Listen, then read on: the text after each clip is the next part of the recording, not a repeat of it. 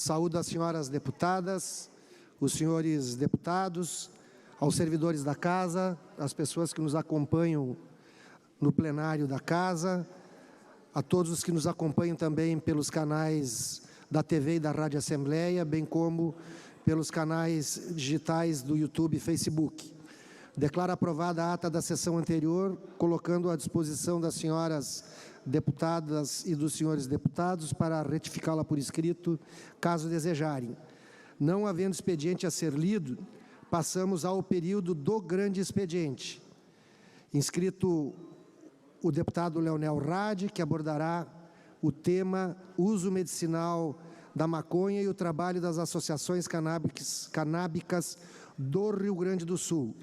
Eu quero saudar aqui já a presença na mesa de trabalhos do vereador Aldacir Oliboni, presidente da Frente Parlamentar em Defesa da Cannabis Medicinal da Câmara Municipal de Porto Alegre, da senhora representante do Conselho Estadual de Saúde, Rosa Beltrame, e do senhor representante da PAMPA, Pacientes Associados por Medicina Política e Autocultivo, Leonardo Rostirola.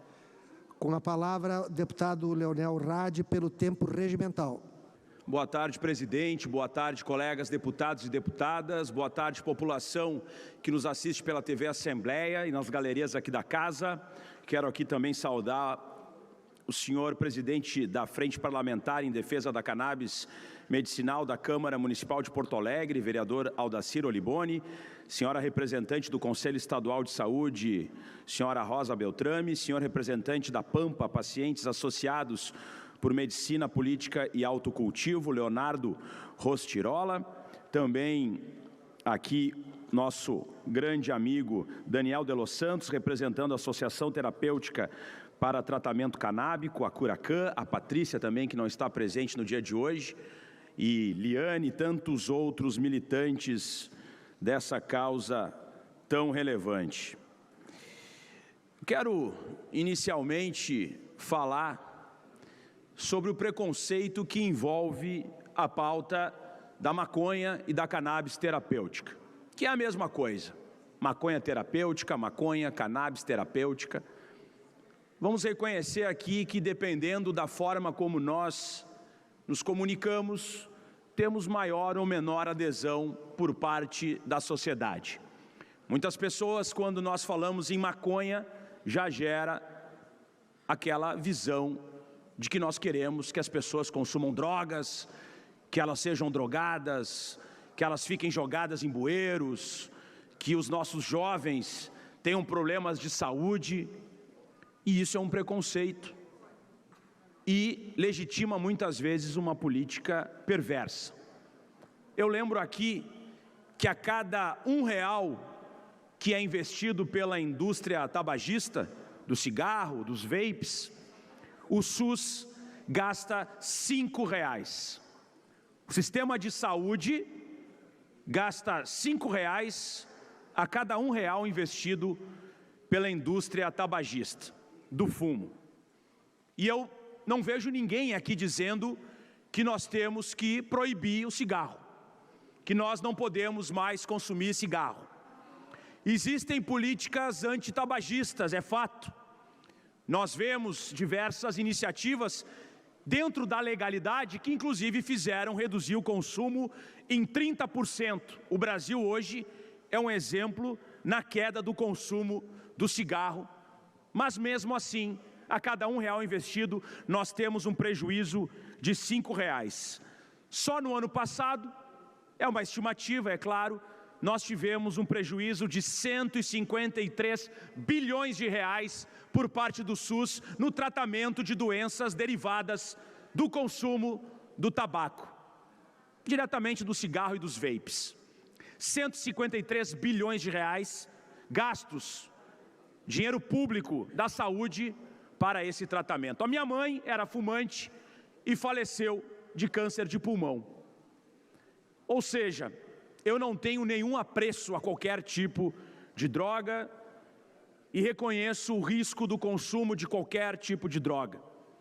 Sou filho de uma usuária de droga porque cigarro é droga, correto?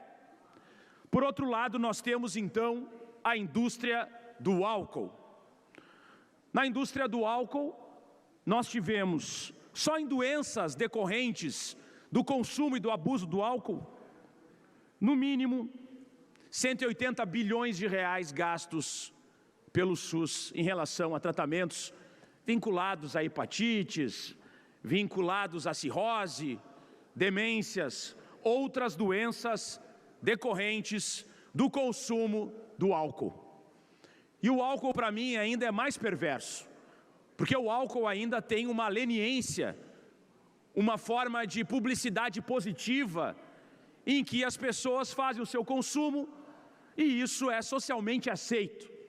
Diferentemente do cigarro, que já existem políticas que impedem, inclusive, consumos em determinadas situações, o álcool, via de regra, ele transita livremente e causa danos à saúde evidentes.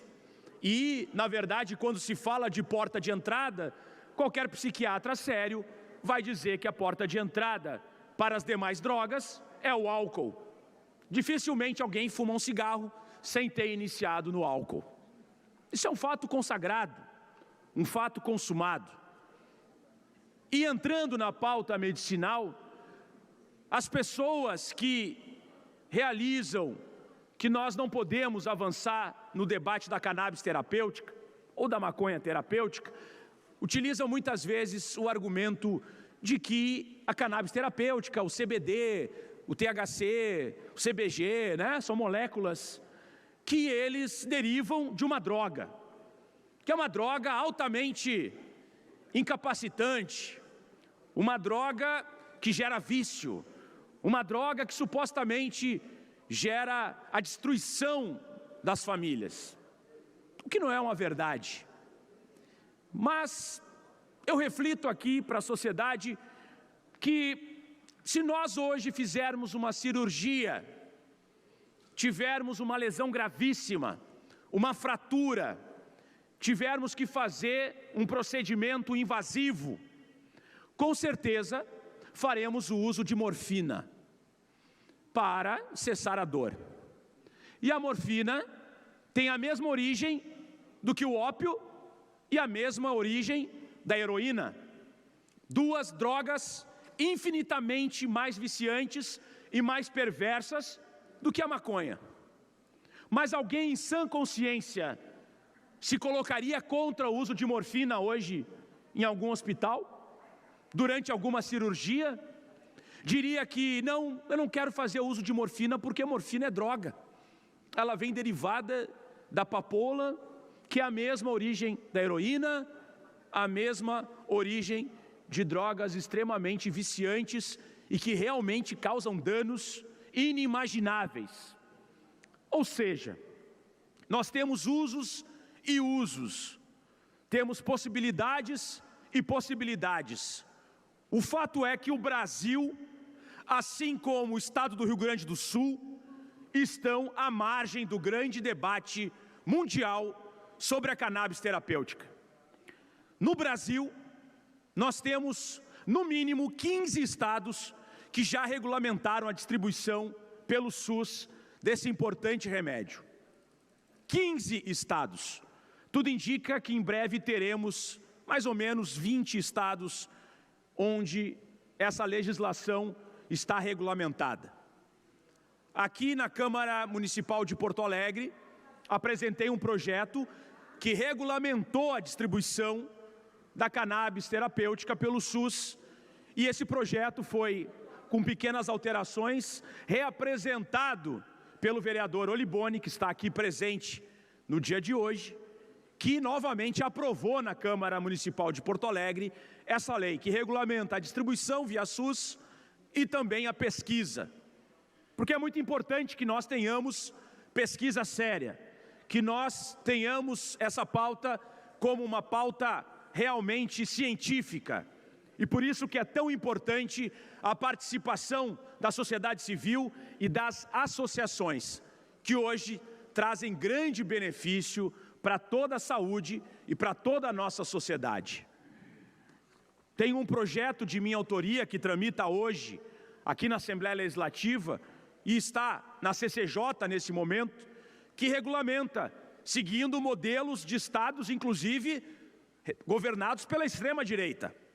O governador Tarcísio, em São Paulo, aprovou uma lei muito similar à lei que foi apresentada aqui, construída junto com as associações. Santa Catarina, inclusive, um governador que tem uma identidade direta com a extrema-direita, também já aprovou, sancionou essa importante iniciativa. Por que que o Rio Grande do Sul ficaria à margem, de fora, sendo que milhares de gaúchos e gaúchas já fazem o uso da cannabis terapêutica, inclusive com THC e CBD? A gente tem um preconceito, né, com o assunto THC, mas pesquisas demonstram o efeito comitiva, que é importante que nós tenhamos os elementos, as moléculas trabalhando em conjunto, inclusive a cannabis utilizada para tratamentos veterinários. E aqui fala uma testemunha ocular, inclusive eu trouxe hoje um vidrinho aqui, que o meu cachorro falecido, Marx, fazia uso. Está aqui, né? Inclusive da Curacan, estou fazendo já, né? Da Curacan, da associação. Uso veterinário. Ele tinha uma doença degenerativa, uma mielopatia progressiva, degenerativa progressiva, que levou ele a óbito, mas esse remédio, que inclusive tem THC aqui também, que foi receitado por uma veterinária prescritora, ou seja, tudo regulamentado, legalizado, foi feito uso por parte do meu cachorro, o que aliviou muito o desconforto que ele tinha, que fez com que ele tivesse uma qualidade de vida maior. Então eu sou muito grato pela oportunidade de ter conseguido fornecer esse tratamento, mesmo que paliativo, mas que trouxe qualidade de vida para o meu pet. Deputado Halley.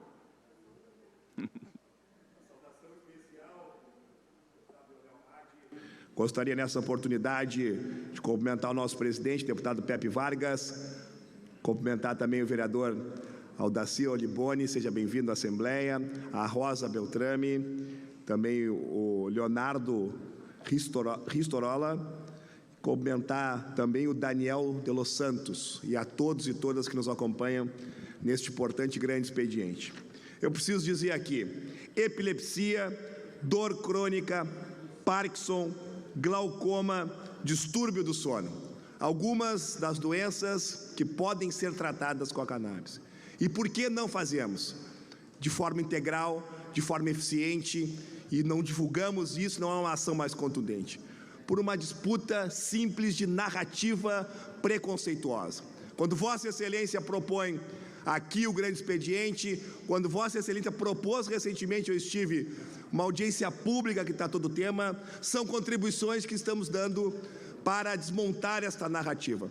Portanto, importantíssimo a reflexão que o deputado Leonel Hadi faz, especialmente porque, se compararmos com as chamadas drogas lícitas, há uma grande contradição na sociedade brasileira de alguns que ainda fazem a retórica preconceituosa contra a cannabis. A cannabis testada, utilizada em diversos casos, aqui coloquei alguns deles, e que, portanto, nós precisamos integrar isso de forma 100% no SUS, 100% à disposição da sociedade, como uma evolução. Temos que dar adeus à era medieval, à era dos preconceitos, à era da retórica, que é muitas vezes falso-moralista, para evoluir e caminhar na questão da modernidade. A ciência é o principal elemento a ser defendido neste momento. Aqueles que não gostam muito da ciência, eles terão, ao longo do tempo, derrotados, porque este é o caminho correto para que a humanidade possa ter uma atuação cada vez mais comprometida com o público. Parabéns, deputado Leonel Hadi, recebo parabéns da bancada do Partido dos Trabalhadores e das Trabalhadoras. Obrigado, deputado Halley. E exatamente como o deputado citou aqui, vou citar algumas doenças tratadas pela cannabis terapêutica: epilepsia refratária, dor crônica e neuropática, esclerose múltipla, endometriose, espasticidade muscular, câncer, autismo, famoso TEA, né? Então, as pessoas que, talvez o autismo hoje seja, entre aspas, o carro-chefe da cannabis terapêutica. transtornos de ansiedade e estresse pós-traumático, mal de Parkinson e Alzheimer, fibromialgia e dores musculares, glaucoma, TDAH em adultos, claro, porque tem toda uma questão científica de idade correta para fazer o uso e da quantidade correta do uso e a forma de utilização. Lembro também síndrome de Dravet. Então nós temos aí um leque gigantesco de doenças que podem, se favorecer as pessoas que têm essas síndromes, que têm essas doenças, possam fazer um uso realmente saudável.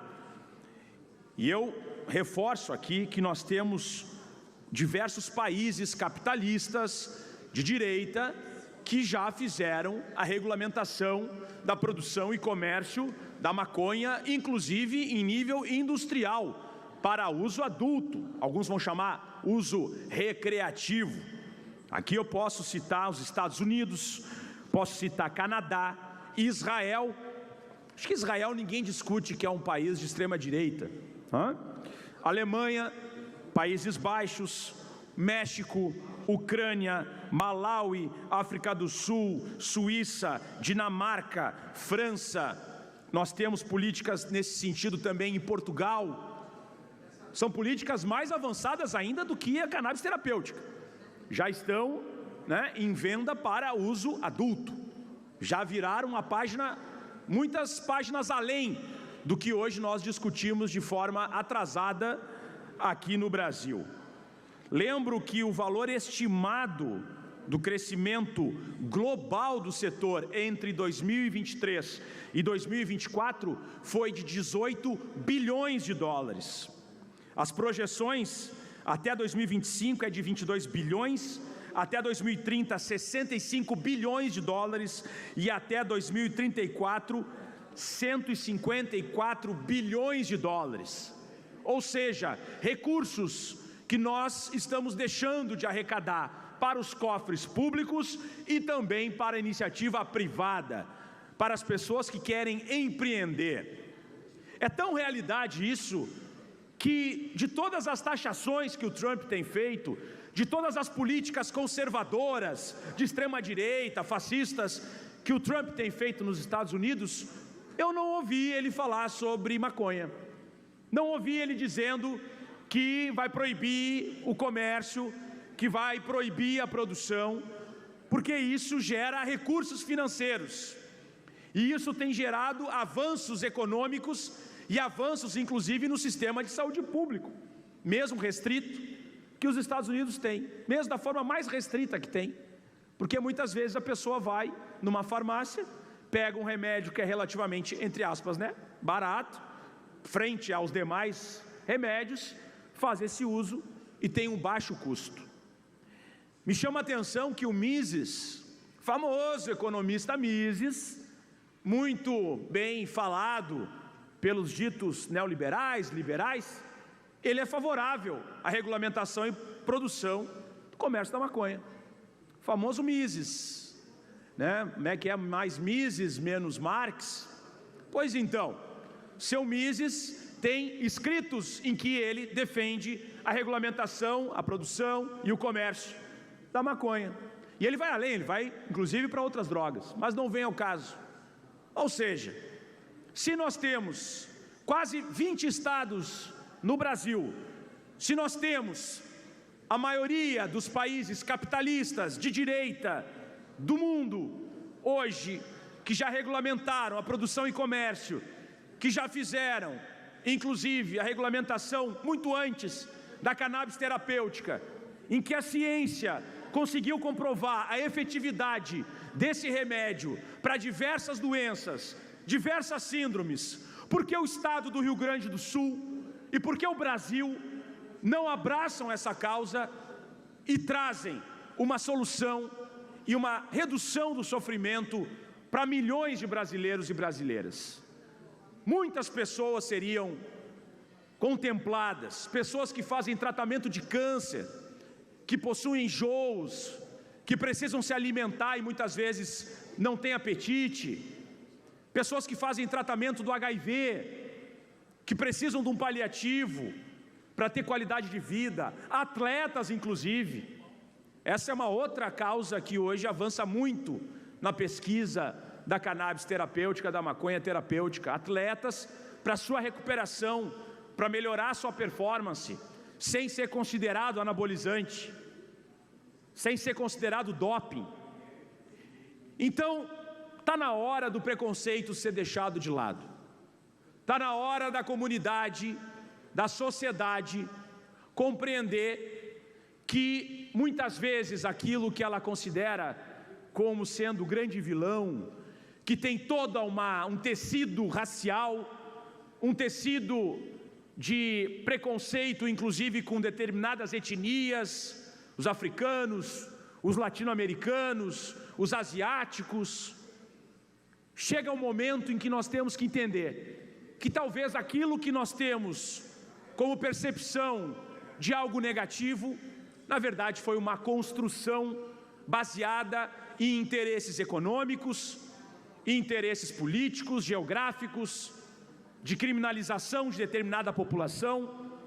E eu lembro aqui que, inclusive, hoje o cânhamo, que é um irmão, vamos chamar assim, o irmão da maconha, o cânhamo, que é a maconha, só que tem outras características, para ficar mais simples de explicar aqui, o cânhamo, ele tem um uso textil infinitamente mais amplo do que o algodão, por exemplo.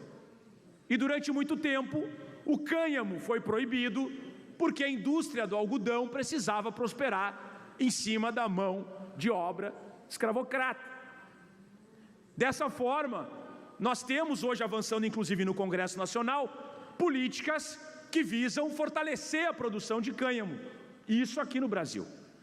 Então está na hora, se nós vamos regulamentar o cânhamo, porque de fato ele pode fazer fibras, tecidos, inclusive de veleiros, né? Já que durante um período tínhamos um presidente que inclusive cancelou impostos sobre veleiros, está aí uma oportunidade de termos veleiros de cânhamo.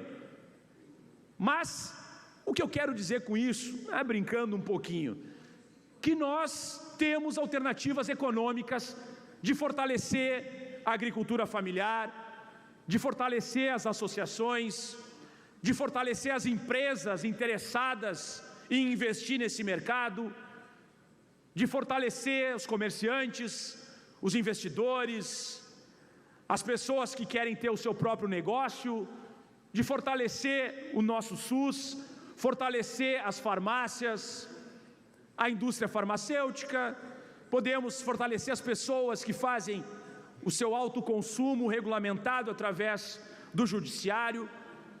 Mas, acima de tudo, nós precisamos trazer essa pauta à luz da ciência e sem preconceitos, para que tenhamos realmente pessoas que possam ter a qualidade de vida restaurada, e que inclusive os medicamentos que estão fazendo uso hoje causam infinitos danos maiores do que se fizessem o uso da cannabis, que muitas vezes substitui medicamentos mais nocivos.